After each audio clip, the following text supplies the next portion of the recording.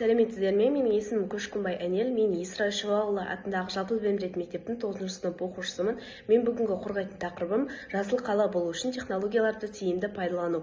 Жалпы қалалар климаттың өзгеруі, ауаның ластануы, ресурстардың сарқылуы сияқты экологиялық проблемаларға тап болып отыр. Бұл проблемалардың шешімі ретінде біз жасыл қала тұжырымдамасын ала аламыз.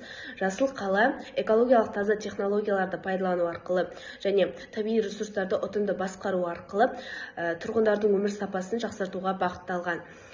Жаңартылған энергия көздеріне күн панельдерін, жел турбиналарын, геотермалдық энергияны және су электр станциялары мен биомассаны ала аламыз.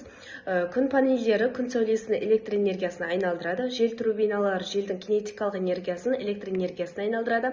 Геотермалдық энергия жер астындағы жылуды пайдалану арқылы өндірілетін энергия.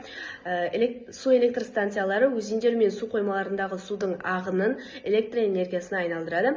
Биомасса органикалық қалдықтар мен өсімдіктерді жағу арқылы немесе биохимиялық өңдеу арқылы алынатын энергия түрі. Ақылды инфрақұрылым, ақылды көше шамдары, қозғалысты анықтайтын сенсорлар арқылы энергияны үнемдеу. Және энергия үнемдейтін ғимараттар, жылу оқшаулауы жоғары, табиғи жарықты барынша пайдалану. Су үнемдеу жүйелері, жаңбыр суын жинау және қайта пайдалану технологиялары. Экологиялық көліктер, электромобильдер, зиянды газдарды шығармайтын көлік. Қоғамдық көлікті цифрландыру, экологиялық жүктемені азайту.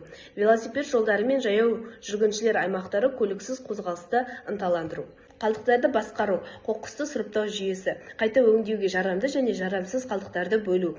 Қалдықтарды өңдеу зауыттары, пластик, қағаз, металл сияқты материалдарды қайта өңдеу. Компост жүйелері, органикалық қалдықтарды тыңайтқышқа айналдыру.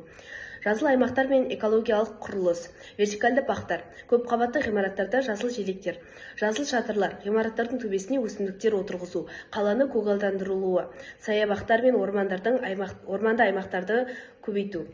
Қорытынды.